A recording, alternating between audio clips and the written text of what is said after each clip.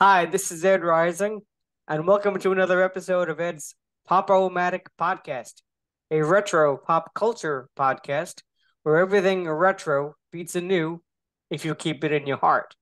And today we have a special guest, my friend Charles Rosenay. Charles is the hardest working man in show business. I mean, the man is all over the place. He's um, He's a DJ. He'll do your weddings. He'll do your bar mitzvahs.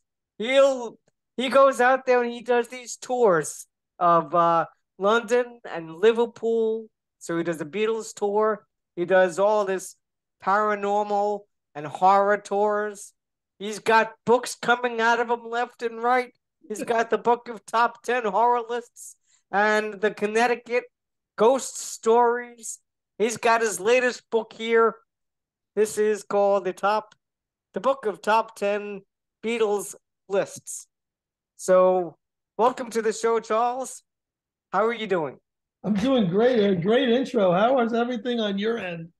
Oh man, it's going okay. We're hobbling along here. We're with this podcast, and we're trying to make it happen. But we're having some fun, and it's a great pleasure to have you on the show, Charles. My audience should know Charles, as I mentioned, because he's like on everybody's website right now, everybody's podcast right now. He's promoting this book left and right, which is exciting and must be kind of tiring for you too. I'm having fun with it. You don't get tired of things that bring you joy and bring other people joy. Cool, too. And the Beatles definitely bring us joy. And that's one of the exciting things about looking through this book and seeing so many people. What amazes me about your book, Charles, is that it it seems to be a tribute to 40 some odd years of being in this business, of Hmm. interacting with a lot of people in the people's world, and of course a lot of other celebrities and sports people and so forth. And it's quite a tribute, these two books in particular, because you've really crossed all paths with a lot of these people, and it must have been very exciting generating these lists. Very exciting and just very proud. It's how many people come in contact with this many celebrities, in a lifetime. And, so many of them have become my friends, which is wonderful. But to get them to also contribute to these two books, I'm blessed, and people who are getting the books are loving them. They're if they don't have to be a diehard Beatles fan to love the Beatle book, because even though there's a lot of Beatles associates in it, there's so many pop culture celebrities, like you mentioned, athletes and actors and all that good stuff. And the same with the horror book. You don't have to love the monsters in the horror. You're going to love it because so many great celebrities contributed to it. And I think Mhm. that's the success of both of those books. Yeah.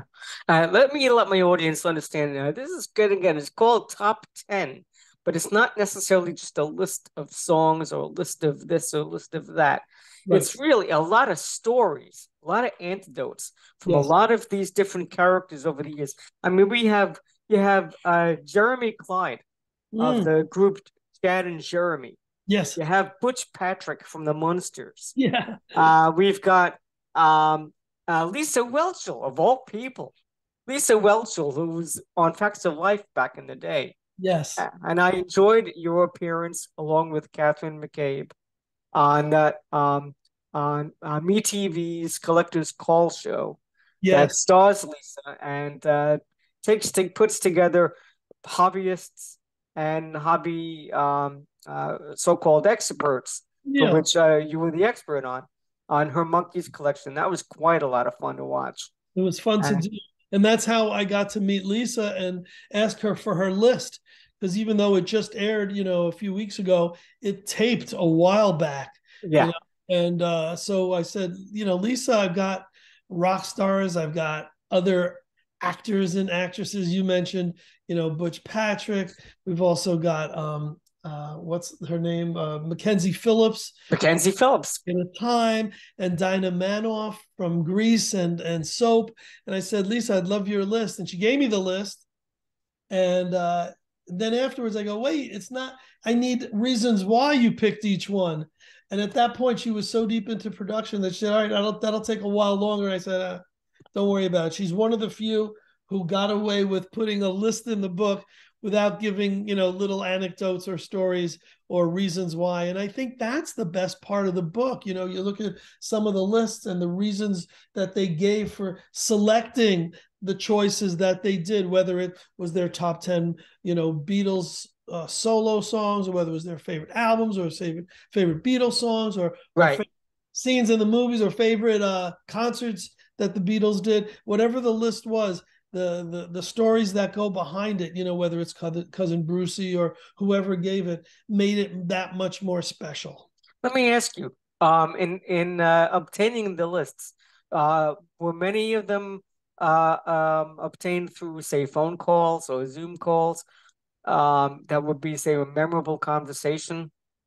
The ones that were tough to get to sit down and write it on a paper or send it in an email. I mean, to these people, this was homework, It was easier to do my horror book a few years ago because it was finished during COVID and people were home with nothing to do. So to write a list and give, little essay why and all that, they had the time to do it. Well, now Gary Puckett's touring, so it's a little harder to get his list.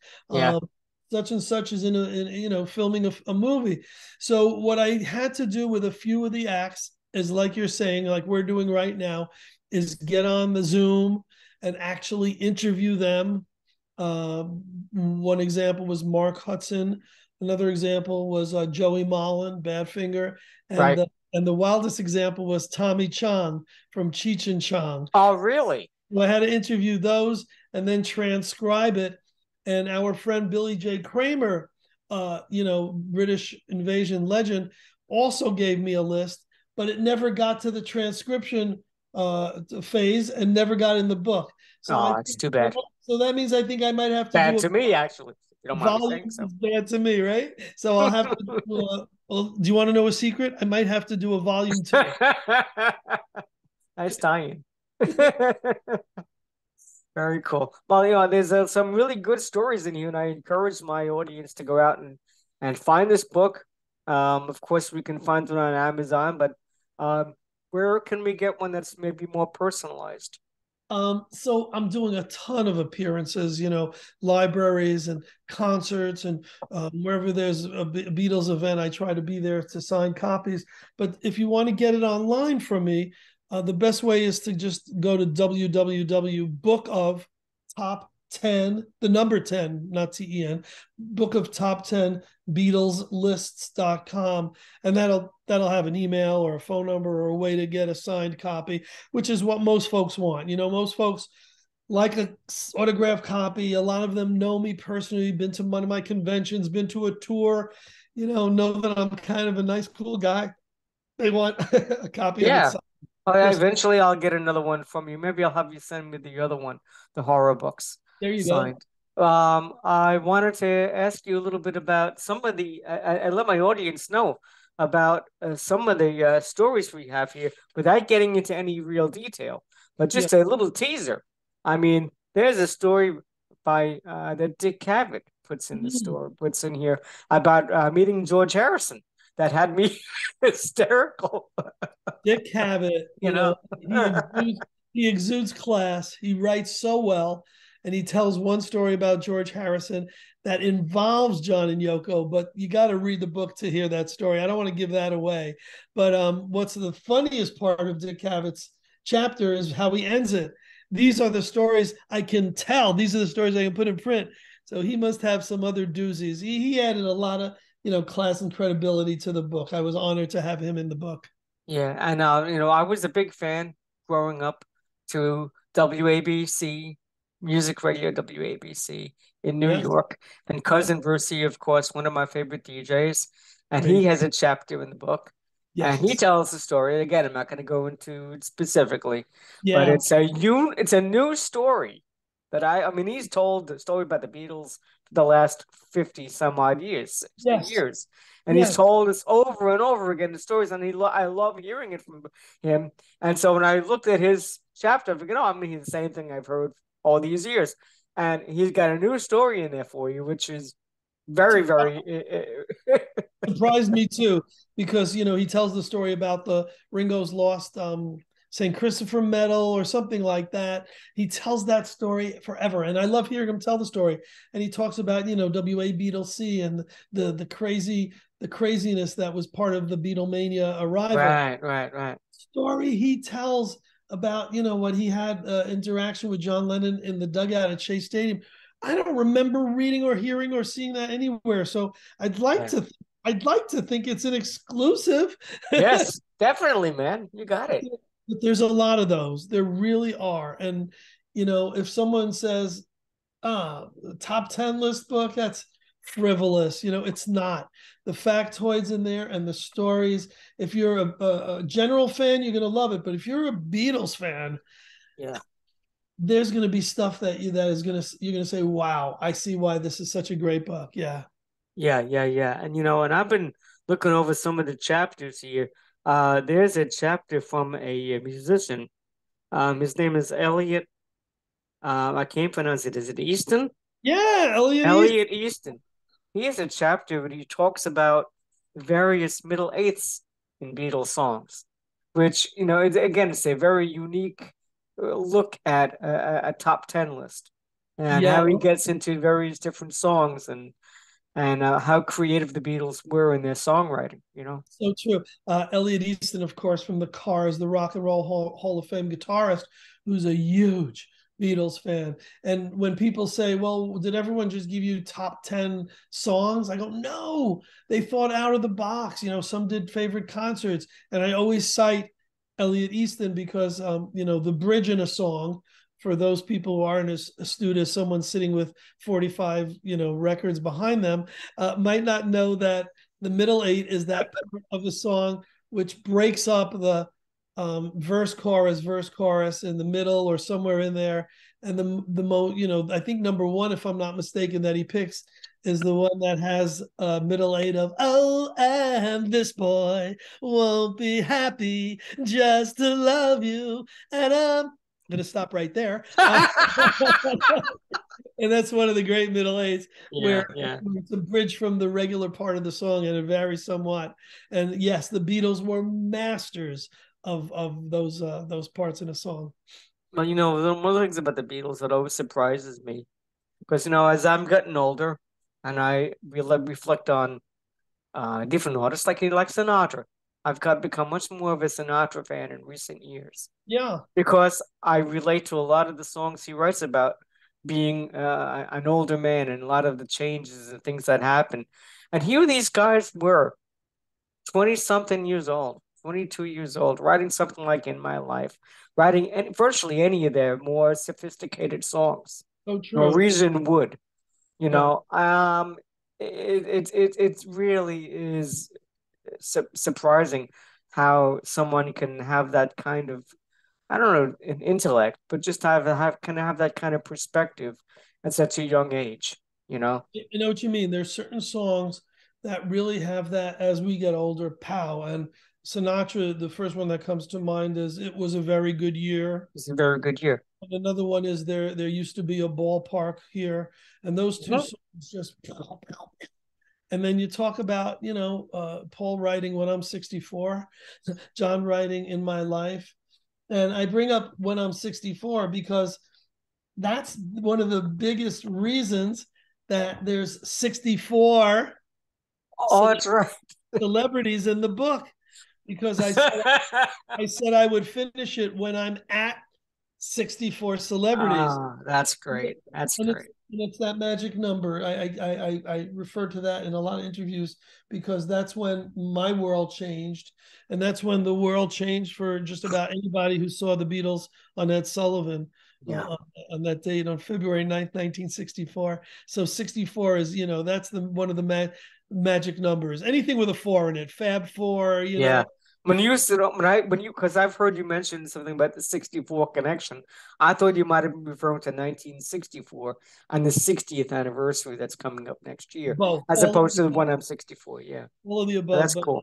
yeah, So anyway, in the book they have Charles has amassed uh, chapters from so many different celebrities and singers and actors and so forth. So you have Joey Mullen from Badfinger. You have Melanie, who had the bicycle song from way brand back in new the key. day. Yeah, brand new key. Yeah. Leo Sayer of all people. You Yes. know, I mean, it's just some of the names are just names that we haven't heard in such a long time, and it's such a pleasure to be able And it's to great to to read know, about them. and it's great to know that they love the Beatles maybe as much as we might. To see that, a Leo Sayer who, his there was no Beatlishness in his songs. I can dance. I can dance. He had great hits, Yeah, but you wouldn't have associated him with someone who was inspired by the Beatles. And sure enough, he gives us a great Beatles list. it really does. My audience also know Charles Rosenay from Plastic EP. Um, Plastic, who's a friend of mine, and Charles has been a big part of his shows and the internet personality that Plastic is. And Charles, like I said, he's been on many of his shows and worked together with him very closely over the Yes. years. Yes. So it's a thrill for me to have you on this little podcast here. You know, My, after all, my pleasure. And we want to send out that shout out because Plastic EP might be the reason you and I have connected. You right. know, you're a Beatles fan, and I'm sure that you might have gotten Good Day Sunshine years ago, or you might have picked up this book otherwise. But for us to be, on the air together and to be, the friends that we are now, let's give Plastic EP the credit is due, no doubt. Absolutely. And again, you were talking about the pandemic and how a lot of us, many of us, in various different genres, meeting each other and hopefully maintaining and building on friendships that were made during a very serious time. Yes, And so I'm glad that you're here. I wanted to offer you my top 10 Beatles list. I would love that. Okay. I want it in descending order, though, from 10 to 1. 10 to 1? Okay, I can do that for you. All right. I'm just gonna give you, and again, it's songs. I have 10 songs, The songs, but okay. it's generally not just because they're my favorite Beatles songs, but they're essentially because they're experiences that I've had or associations that I have with different people. So I'm gonna start with number 10 being Good Night. It's the anthology version. I just love Ringo's sincerity in his voice, Hmm. and that particular version, as they just you know bringing in from the chorus, then into the first verse, as Hmm. opposed to the way it was done on the actual album. I think Hmm. it's a far superior version. Um, and then kind of Number funny. nine. Number Funny in nine. a sense, number 9 would Yep. be Tomorrow Never Knows. Oh, I think it's one of the most unique things the Beatles ever did, yes. and and actually it's kind of probably inspired from having it been utilized in the Mad Men TV series Right. some years ago, Yep. and so that's one of my particular favorites. You can't do that. And I also like the anthology version, although it doesn't have the backing singing that's on the original 1963 or 64 version. Hmm. But I love You Can't Do That. It's kind of a unique saying. It's a unique idea. And just like so many of the Beatles songs over the years, they just kind of played with language. Hmm. Hmm. And then I have four, excuse me, I have four solo Beatles songs. So Oh, actually I have five because I'm a Paul guy. So oh, I wow. gave Paul an extra song. Yeah, yeah. So we're gonna go with Woman, Yeah, for which I've always loved. I think it's the most beautiful song that John wrote. It's weird because the juxtaposition of of being associated with his passing, with his murder, Yeah, and how that was a hit single at that time, and even though it's a beautiful song, it's tinged with sadness, and so. But you know, it's a wonderful song, and John sang it so well, and just a beautiful tribute to Yoko. absolutely. Um, my favorite Paul McCartney song in the last 20 some odd years is "This Never Happened Before" from the Ah, Chaos and Creation album. It's a song that should have been a classic. It should be played at every wedding. It's in fact when you do your DJ, get it on, get it out there. the, the McCartney solo song I would normally go to is "We Got Married," but Yes, that's a good one too. that's a great one. But anyway, I love that it's a gorgeous song, I think it should have been greater had a greater reception, and then of course maybe I'm amazed. I'm more privy to the live version from the Wings Over America tour. Yeah, Um, my I started really getting. I mean, I was a Beatles fan from the time I was way high, yee high. yeah, yeah, Okay, and that's shorter than I am right now. yeah. And but I guess I was in high school when I met up with a group of friends, and my friend Keith is a huge Beatles fan. I mean, so immersed in it that he got me into it as well. And so I have "Blow Away" as one of my favorite songs by George, and Love it. just having the association of when we used to drive around with tape decks and Beatles mixtapes and so forth, and "Blow Away" was a huge hit around that time, Yeah. and so I that's a favorite of mine. Then I have Mm. All My Loving, WABC would play that song in the 70s, and they would back it with Photograph by Ringo Starr. I mean, Wow. I have so many great memories of that. So that's my number three and two. Yes. So Photograph by Ringo Starr. Drum And roll. number one, numero uno, drum roll please, would be 8 days a week. Oh, so And we went with a popular one because you went with a couple of nice obscurities and a few left field curveballs. But wow, yeah, why that one? 8 days a week, when I was about 5 or so, 6 years old, even older than that, my sister Nancy, she had the Beatles sixth album, and she had seen the Beatles at Shea Stadium. Mm-hmm. And you know, again, that's my where my initial Beatles love comes from is Yeah. my relationship with my sister. Ah, And so she would play Beatles six, in which she 8 days a week, I think, is the second track. yeah. And I've always had a great time, loving that song, just the way that it was produced and arranged, and the meaning of the song, and the idea of being 8 days a week is just not enough for, and all that kind of stuff. It's a great idea.